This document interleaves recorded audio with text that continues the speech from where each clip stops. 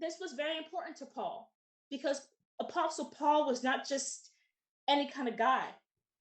He wasn't just a guy. He received direct revelation from Yeshua, but at the same time, he had to respect the authority that was above him. You see, again, us believers, we read the Bible, we read these letters, we read the history recorded, especially in the New Testament, as if everything that happened back then, it was the same time period as it is today. No, it was very different. You see, we look at Apostle Paul as this independent apostle who didn't have to listen to nobody, didn't have to hear from nobody. Nobody couldn't tell him nothing, blah, blah, blah. He rebuked Peter, and he did rebuke Peter. But we have to understand that even Peter was still above him. And he still had to respect the authority that Peter had over him.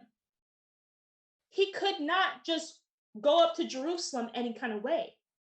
He could not just go up to Jerusalem with a crazy gospel. He could not just go up to Jerusalem with a gospel that eventually the apostles would have to say, okay, you're taking things way out of context, and that's actually not what God revealed to you. Because people nowadays, and yeah, I know some of you, a lot of you who are watching this, you're not familiar with the false doctrines that are going around. But as someone who is online and someone who is very active in the online Christian Messianic community, there are people preaching that Apostle Paul is not a real apostle, that he's a fraud, that he's fake.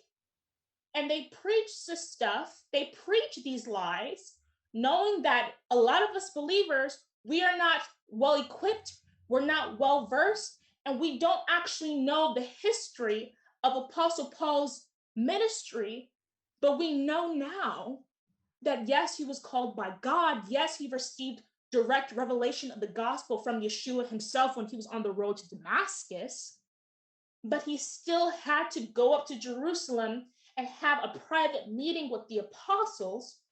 So not just the apostles, but the primary apostles, and even the one that was sitting on the throne of David in Yeshua's absence, he had to go up to him and let him know, this is my gospel and this is what I'm preaching to the Gentiles. Is this okay? Yes, Apostle Paul had to do that because he was a man of authority, because he understood order, and because he was a real apostle who had the Holy Spirit.